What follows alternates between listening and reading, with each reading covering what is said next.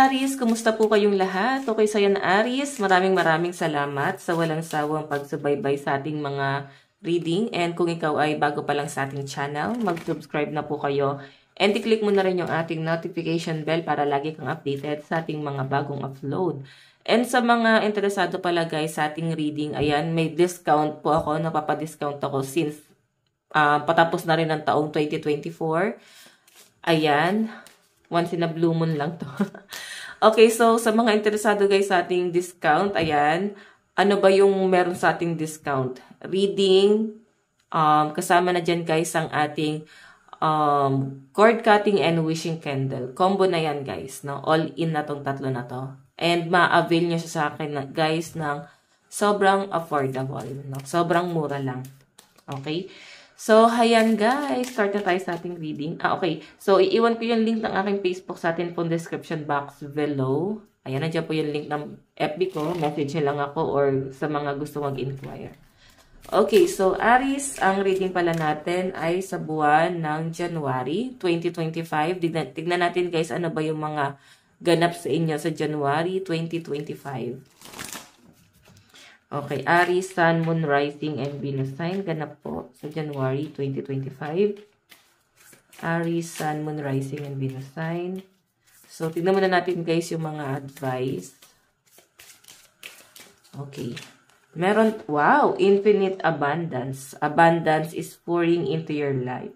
So, Aries, ang sinasabi lang dyan, maganda ang daloy ng kaperahan mo sa buwan ng January. So, try mong isave yung pera mo. Isave mo lang yan, no? Para kung sakali, meron kang uhugutin or kung ma-overwhelm ka man dahil sa dami ng blessing na paparating sa inyo sa January 2025, is, meron kang huhugutan. Paghuhugutan ng pera. Okay? Kung hindi mo pa alam kung saan mo dadalhin yung pera mo, so, Aries ang sinasabi rito, itabi mo muna yan. So, pag nakapag-decide ka na kung saan mo siya dadalhin, ayan. So, baka kasi ma-overwhelm ka. Ayan, no, nakikita ko sa inyo guys yung parang ma-overwhelm ka eh.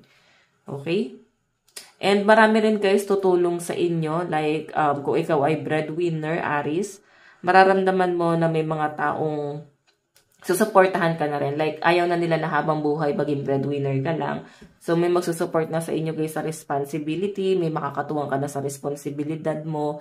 And may nakikita rin ako dito guys, business na pwedeng sisimulan ng mga Aries sa taong, sa January 2025, no? Napakaganda niyan, guys.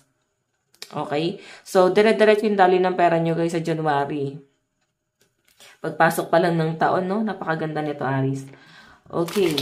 Tignan natin. So, yung iba naman sa inyo, guys, kung meron kang business, mas maganda kasi mas magkakaroon ng expansion. Like, lalawak pa yung, yung market mo. Magkakaroon ka ng maraming parang bagong tao or madadagdagan yung mga kinokontrol mo na tao. Okay? Madadagdagan yung mga empleyado mo. Ayan, sa mga may business dito. Pero sa mga magsisimula pa lang guys, maganda pa rin yung nakikita ko dito. So, wag ka na daw guys mag-alangan pa na simulan to. So, mag-focus ka muna sa source of income mo. Like, baka ma-overwhelm ka talaga. Ayan. So, i-invest mo na yan. Huwag yung parang iasa mo sa ibang tao. Mag-ano ka na agad, no? Magkaroon ka na agad ng ibang source of income like business. So, huwag nyo lang to guys sa mga pyramiding. Baka naman ma-scam kayo guys. Okay? Tignan natin guys. Okay. Aries, Sun, Moon, Rising, and Venus sign. So, yun guys, maganda pa rin na alam nyo ang inyong Sun, Moon, Rising, and Venus sign, no? Para sa iba pang mensahe para sa inyo. Sa January 2025. Tignan natin. Okay, ganap kay Aries sa January 2025. Pag-in. Okay, I think hindi yan, no? Okay, hindi natin kukunin yan.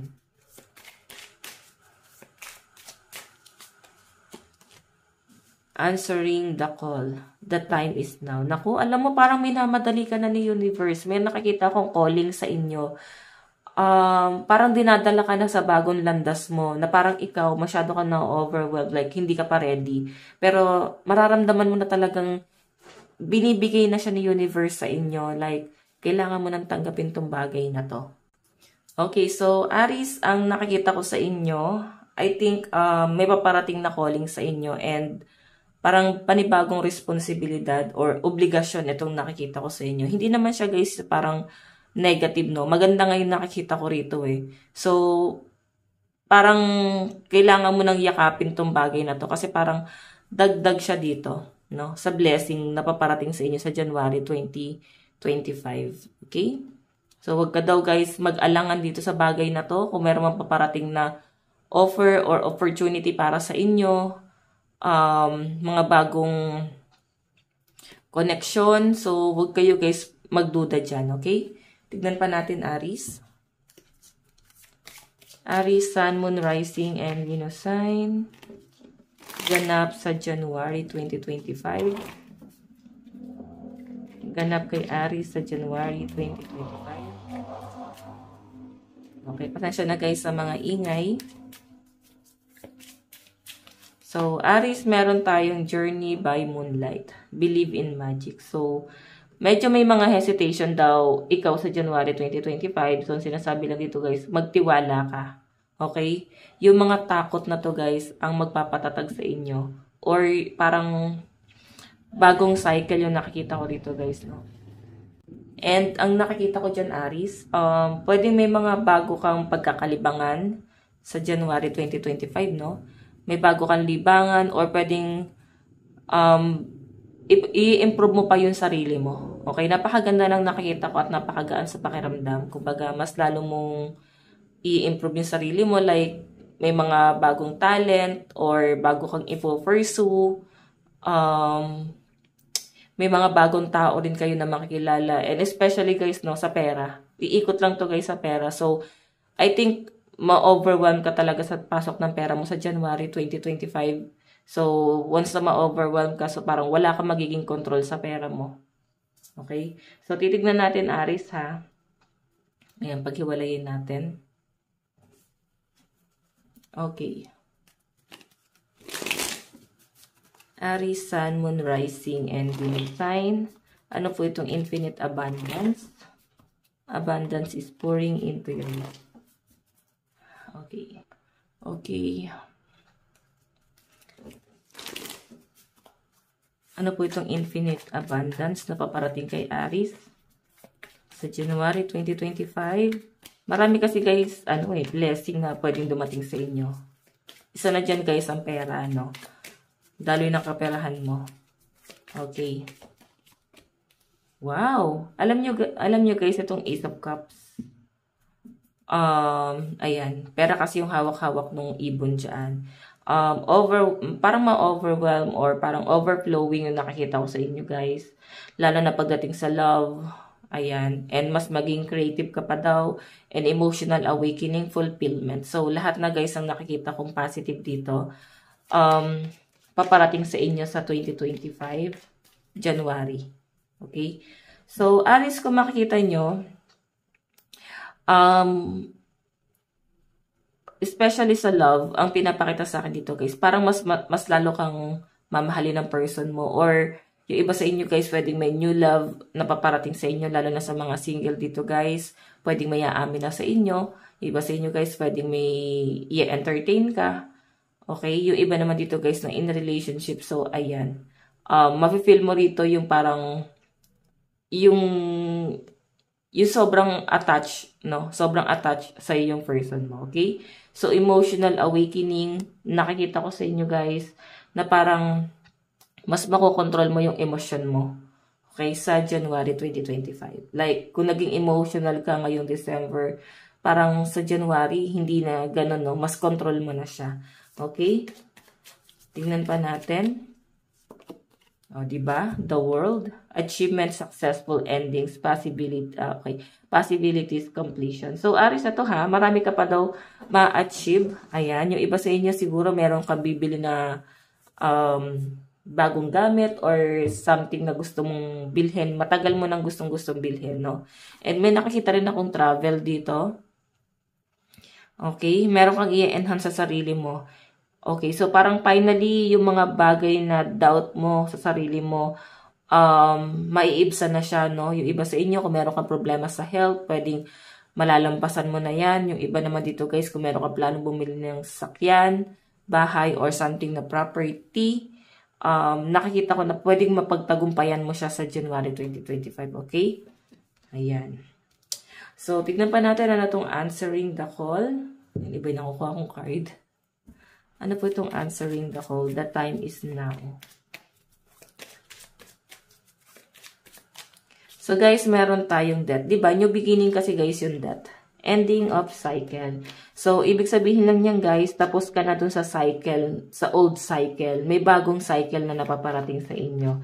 And, meron ka ng handang i-let go. Especially, meron kang pagbabagong gagawin.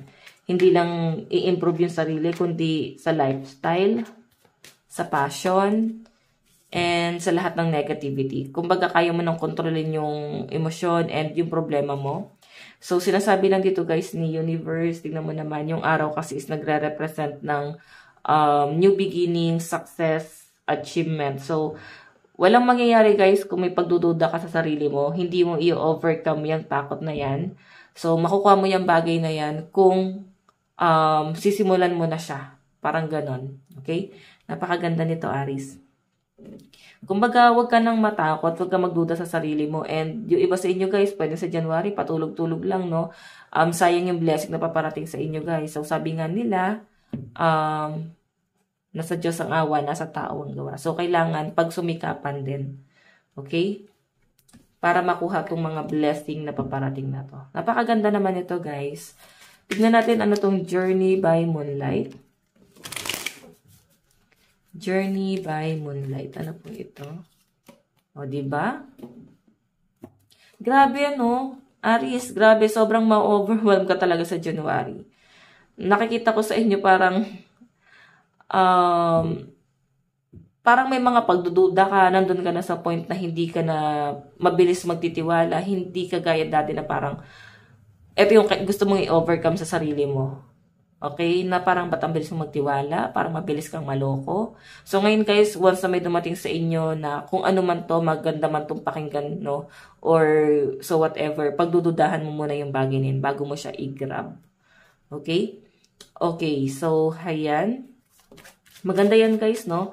Kumbaga, sobrang, observant din. Tingnan natin, meron tayo guys, King of Pentacles. Businessman, wealthy, successful, and provider. Wow. So, meron kang business talaga na i-open, no? Sa January. Or gustong simulan. And kung makita nyo guys, wealthy. So, mas magiging maganda pa rin daw yung daloy ng pera mo sa January. Kumbaga, makikita mo na parang unti-unti na siya guys nag-i-improve.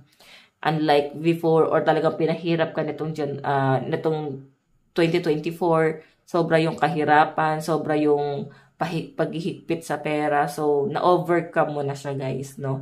So, possible guys na meron kang magiging success, no? Sa January 2025. And kung ikaw yung breadwinner, hindi ka na mag-aalangan or parang hindi ka na mag-aalangan na mag-provide.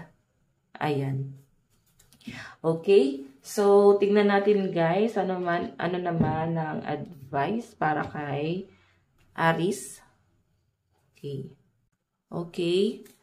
May advice natin kay Aries sa January 2025. Meron tayong Lioness. You've earned all your stripes. Diba? Napakaganda, no? Ayan, number 13. So, Aries, ito lang naman po ang inyong reading. Maraming salamat po. God bless and love you all. Again, Happy New Year sa inyong lahat. Bye-bye po.